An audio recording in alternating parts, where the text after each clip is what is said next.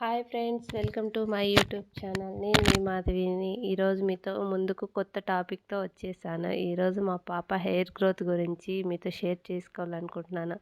మా పాప పుట్టిన 4 మంత్స్కే హెయిర్ ఇంత లాంగ్గా, ఇంత స్ట్రాంగ్గా, చాలా సిల్కీగా, చాలా బాగుంటుంది.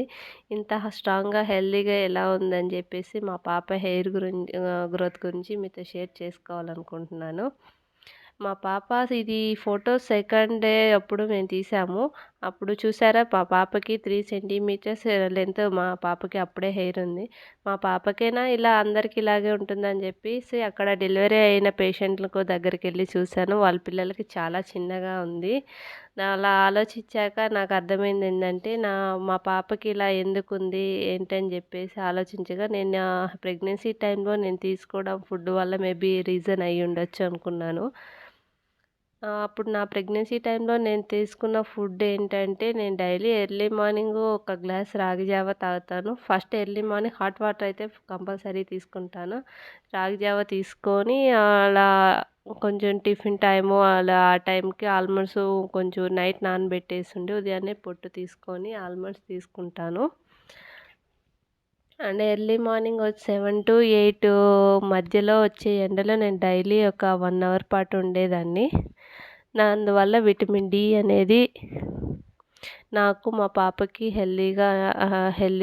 హెల్దీగా ఉండేది.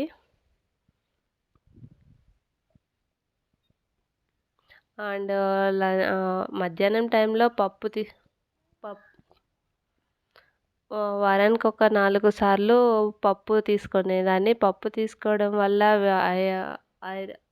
గుడ్లు అవన్నీ తీసుకునేదాన్ని. గుడ్లు, పప్పు వల్ల ఐరన్, ఆల్మండ్స్ వల్ల విటమిన్ ఇ, ఎండలో ఉండడం వల్ల విటమిన్ డి, విటమిన్స్ ఇవన్నీ మన పాపకి నాకు చాలా హెల్దీగా ఉండేవి. వీటన్నిటి వల్లే మా పాప హెయిర్ గ్రోత్ ఇలా వచ్చిందని చెప్పేసి నేను అనుకుంటున్నాను. అండ్ మా పాప ఎప్పుడు పుట్టినప్పటి నుంచి పడుకొనే ఉంటుంది కాబట్టి, కొంచెం ఎప్పుడు ఒకే యాంగిల్లో పడుకోవడం వల్ల వెనక హెయిర్ అనేది కొంచెం ఊడిపోవడం వల్ల పల్చగా కనిపిస్తుంది. పల్చగా ఉందని చెప్పేసి మీరందరూ మీ పిల్లలకి అలా ఊడిపోతుందని బాధపడకండి. పుట్టి వెంట్రుకలు అనేది మనం తీస్తాం కదా, అప్పుడు తీసిన తర్వాత మళ్ళీ వచ్చే హెయిర్ చాలా తిక్కుగా వస్తుంది. అందుకని చెప్పేసి మీరు ఎవరు ఫీల్ అవ్వకండి. అండ్ నేను కూడా ఫస్ట్లో ఫీల్ అయ్యాను. అందరూ వండేసి మళ్ళీ వస్తాయని చెప్పేసి నేను ఇంకేమనుకోలేదు. మా పాప సిల్కీ హెయిర్ అంటే నాకు చాలా ఇష్టము. అందుకే నేను హెడ్ బాత్ చేయించినప్పుడల్లా రకరకాల హెయిర్ స్టైల్స్తో దువ్వుతూ అట్లా మా పాప హెయిర్తో ఆడుకుంటాను. దువ్వేటప్పుడు నేను జస్ట్ పైన అంటాను, మీరు మటుకు మాడుగు తగిలేటట్టు అనకండి. ఎందుకంటే పిల్లల మాడు చాలా మెత్తగా ఉంటుంది కదా. నేనైతే గాలి అలా మా పాప హెయిర్ మీద ఊదినప్పుడు అలా హెయిర్ గాలికి ఎగురుతూ ఉంటుంది.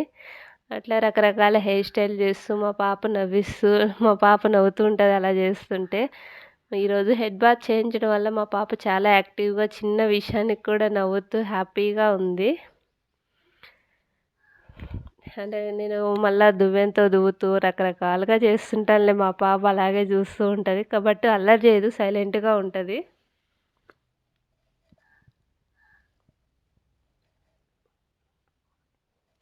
మీరు మీ పిల్లలతో ఇలాగే ఉంటారా అని చెప్పేసి నాకు కామెంట్ పెట్టండి. నేనైతే మా పాపకి ఈ హెయిర్ ఆయిల్ యూస్ చేస్తాను. And Vatika hair oil use చేస్తాను. నేను మా ఫ్యామిలీలో అందరూ ఇదే యూస్ చేస్తాను. అందుకని పాపకు కూడా ఇదే యూస్ చేస్తాను.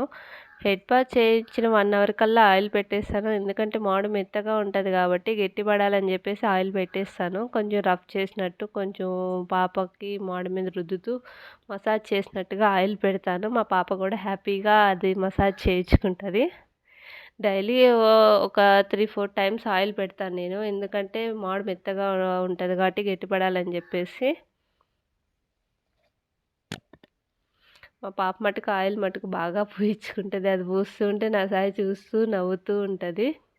చాలా హ్యాపీగా ఉంటుంది మా పాపకి ఆయిల్ పూస్తుంటే. నేనేదో మసాజ్ చేస్తున్న ఫీలింగ్ వస్తుంటుంది మా పాపకి. నా వీడియోస్ కనుక మీకు చూస్తున్నట్లయితే లైక్ చేసి సబ్స్క్రైబ్ చేయండి. ఇలా రోజు రోజు కొత్త కొత్త వీడియోస్తో మీ ముందుకు తప్పకుండా వస్తూ ఉంటాను. చెప్పు నాన్న మన ఆడియన్స్ అందరికీ మన ఛానల్ని మన వీడియోస్ని లైక్ చేసి సబ్స్క్రైబ్ చేసుకోమని లైక్ కొట్టమని చెప్పి. చూడండి మా పాప కూడా మీ అందరికి చెప్తుంది లైక్ చేయమని సబ్స్క్రైబ్ చేయమని. మా పాప మీతో చాలా మాట్లాడాలనుకొని ఫస్ట్ నుంచి కూడా మీతోనే మాట్లాడుతుంది. Please support my channel.